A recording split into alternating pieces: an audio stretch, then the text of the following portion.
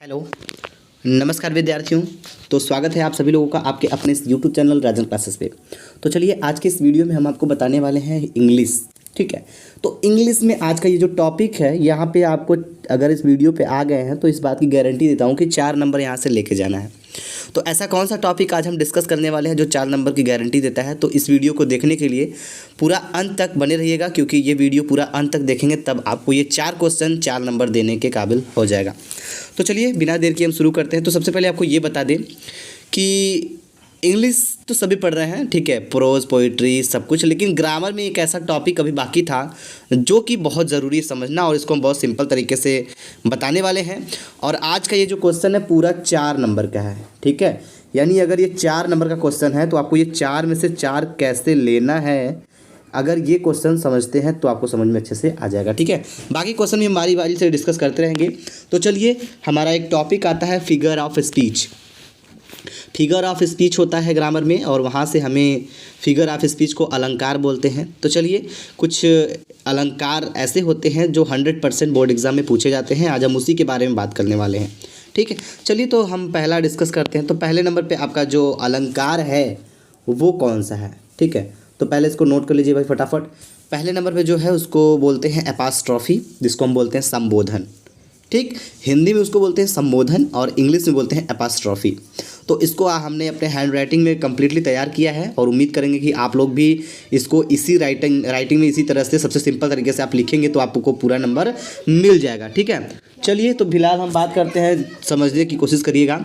तो यहाँ पे बोला जा रहा है कि apostrophe is a direct address to the dead, to the absent and to the absent ideas. यानी कि अपास्ट्रॉफी जो होता है, यह संबोधन एक ऐसा फिगर ऑफ स्पीच होता है जो कि क्या करता है, डायरेक्ट एड्रेस बताता है। क्या डायरेक्ट बता देता है किसका? टू द डेड, यानी किसी मृतक का, टू द एब्सेंट या फिर किसी अनुपस्थित लोगों का, एंड और टू द एब्सेंट आइडियाज़ या तो अनुपस्थित विचारों का।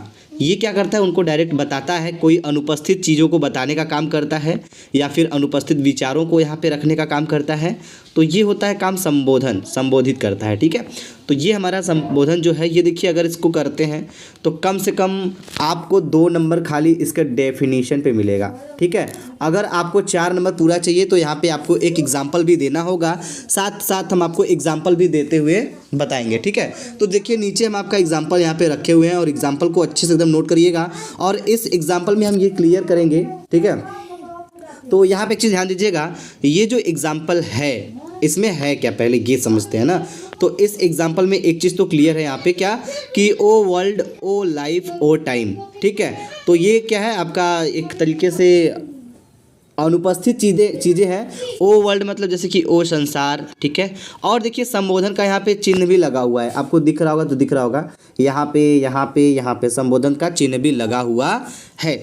ओ वर्ल्ड यानी ओ संसार, ओ लाइफ, ओ मतलब ओ लाइफ, ये मिस कर रहा है, यानी कि जो टाइम है, टाइम तो है नहीं एक्चुअल में, लेकिन ये अनुपस्थित है। इसको क्या किया जा रहा है, इसी को बताया जा रहा है ओ टाइम, ओ समय। ठीक है, यानी कि इन सभी चीज़ों को अनुपस्थित हैं और यहाँ पे दिखाया जा रहा है, तो इस तरह से जो दिखाने का काम करता है इसको हम बोलते हैं संबोधन, इस इंग्लिश में बोलते हैं एपास्ट्रॉफी। उम्मीद करेंगे क्लियर हो गया होगा। चलो भाई आगे बढ़ते हैं हम। तो आइए नेक्स्ट पे चलते हैं। तो अगला जो हमारा है दूसरा, ये होता है हाइपरबोल। इसको अंग्रेजी में हम हाइपरबोल बोलते हैं, ये तो सही बात है, लेकिन एक बात हम आपको बता दें, इसको इंग्लिश में हाइपरबोल बोलते हैं, लेकिन हिंदी में इसको अतिशयोक्ति बोलते हैं। क्या बोलते हैं? अतिशयोक्ति बोलते हैं। तो चलिए, इसको बिल्कुल हमने अपने हैंड राइटिंग में तैयार किया है। अगर कहीं भी आपको थोड़ा सा डाउट हो तो आप हमसे पूछ सकते हैं कमेंट बॉक्स में कमेंट करके। ठीक है, अगर कोई यहाँ पे मिस्टेक समझ में आए तो वहाँ पे आप पूछ सकते हैं, वो भी पूछ सकते हैं, क्योंकि यहाँ पे बहुत सिंपल तरीके से हम डेफिनेशन बताने की कोशिश किए हैं, और एग्जांपल बहुत ही सिंपल दिया गया है, क्योंकि यहाँ पे आपको तैयारी का समय बहुत कम है, इसलिए आप एक बार देखने से आपको तैयार हो जाना चाहिए। ठीक है, तो देखिए बोला जा रहा है कि hyperbole is a figure of speech. Hyperbole वह फिगर ऑफ स्पीच होता है विच यानी इन विच थिंग्स, जो कि थिंग्स माने वस्तु, और माने या पर्सन माने व्यक्ति, वस्तु या व्यक्ति आर रिप्रेजेंटेड, वस्तु या मतलब वस्तुओं या व्यक्ति को इस तरह से रिप्रेजेंट करता है, प्रदर्शित करता है, एज जैसे कि ग्रेटर बहुत बड़ा महान बताएगा, बेटर बहुत अच्छा बताएगा, are worse than they are then actually are जैसा वह वास्तव में होता है। कहने का मतलब कि हाइपरबोल वह फिगर ऑफ स्पीच होता है जो कि वस्तुओं और व्यक्ति को क्या करता है, रिप्रेजेंट करता है और प्रदर्शित करता है, या तो बहुत ज़्यादा महान दिखाएगा या तो बहुत अच्छा, सबसे अच्छा दिखाएगा जैसा वह वास्तव में होता है उसकी अपेक्षा। समझ में आई बात? चलिए हम आपको एग्जाम्पल के थ्रू से क्लियर करते हैं। तो एग्जाम्पल आप हेडिंग डाल लीजिए। एग्जाम्पल आप बहुत ही सिंपल और साधारण सा दीजिएगा, ज़्यादा उसमें माथा पच्ची करने की ज़रूरत नहीं है, क्योंकि ज़्यादा समय देंगे तो टाइम भी आपके पास 3 घंटे ही रहेगा, तो 3 घंटे में सब कुछ करना होगा। तो चलिए एग्जाम्पल आपके सामने यहाँ पे दिया गया है, sea said ocean of tear, यानी कि सी माने वह, सेड मतलब बहाती है, ओशियन माने क्या है, ओशियन माने महासागर या कह सकते हैं सागर कह सकते हैं, ऑफ माने का, टीयर माने आंसू। तो आंसू उन्होंने मतलब वह आंसुओं का समुंदर बहा दी, यानी कि लड़कियां यहाँ पे रो रही हैं, तो वहाँ बताया जा रहा है कि sea said ocean of the tear, यानी कि आंसुओं का समुंदर बहा दिया गया। तो उसके आंसुओं को, यानी जो लड़की है यहाँ पे सी लगा हुआ है ना, तो लड़की को बताया जा रहा है कि उसकी आँख से जो निकल रहा है आंसू, उसको समुंदर के रूप में दिखाया जा रहा है कि बहुत बड़ा, जैसे कि कह सकते हैं यहाँ पे क्या है भाई, आंसुओं का सागर बहने लगा। ठीक है, तो एक तरीके से समझ सकते हैं, वो है तो आंसू ही, लेकिन उसको चढ़ा बढ़ा के क्या बताया जा रहा है, आंसू को समुंदर की तरह बताया जा रहा है, सागर की तरह बताया जा रहा है। ठीक है, तो यहाँ पे हमारा कौन सा फिगर ऑफ स्पीच होगा, यहाँ पे हमारा हाइपरबोल यानी अतिशयोक्ति फिगर ऑफ स्पीच होगा। तो चलिए भाई अब आते हैं हम नेक्स्ट पे। तीसरा हमारा है oxymoron. This is very important figure of speech, और 100% यहाँ पे आप लिख लीजिए। आज हम जो आपको बता रहे हैं, ठीक है, आप माने या न माने भाई हम आपको बता देते हैं, यानी कि 100% इस बात को नोट करिएगा। इन सभी फिगर ऑफ स्पीच में से आपको फिगर ऑफ स्पीच 1-2 ठो जरूर मिलेगा, अगर नहीं मिला तो फिर कहिएगा। ठीक, चलिए तो ऑक्सीमोरॉन लिख लीजिए। Oxymoron is the figure of speech in which 2 opposite ideas are put together. तो विरोधाभास मतलब विरोध करते हैं, भास मतलब भाषाओं का।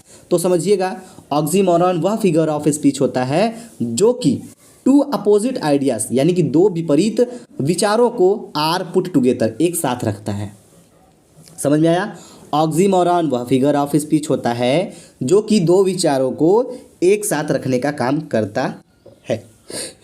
ठीक है चलिए भाई, तो क्लियर हो गया।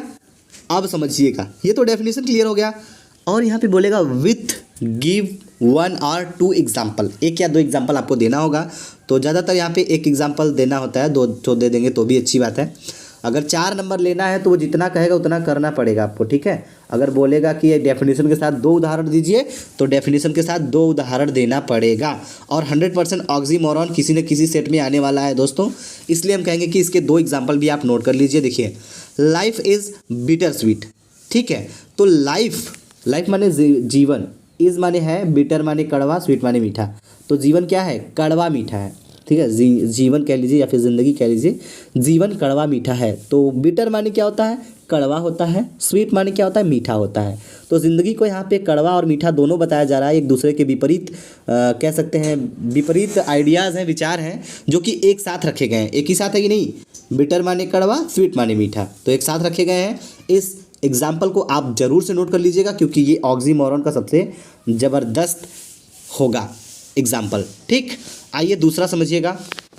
दूसरे में बोला जा रहा है कि हैविंग नथिंग, उसके पास कुछ भी नहीं है, ही हैथ ऑल, उसके पास सब कुछ है। यानी कि ही हैथ ऑल, उसके पास कुछ भी न होते हुए भी उसके पास सब कुछ है।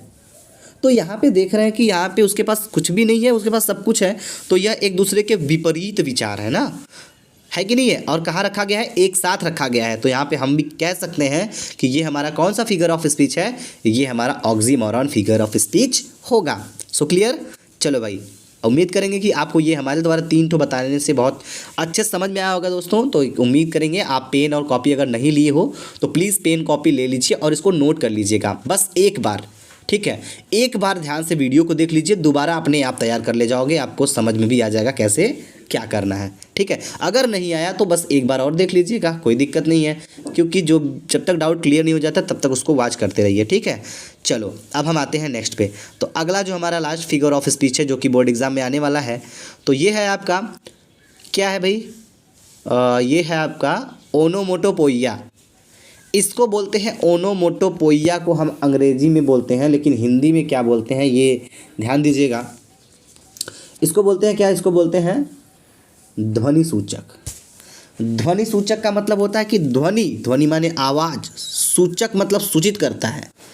जैसे कोई आवाज़ है वो सूचित करता है कि क्या है, कौन है, ठीक है। तो ये ध्वनि सूचक अर्थ जो बता रहा है एक तरीके से बहुत ही सारा इसका अर्थ क्लियर कर दे रहा है ओनोमोटोपोइया का। तो चलिए इसको इंग्लिश में आएगा तो इंग्लिश में ही लिखना पड़ेगा। तो आप लिखेंगे क्या, onomatopoeia is the figure of speech.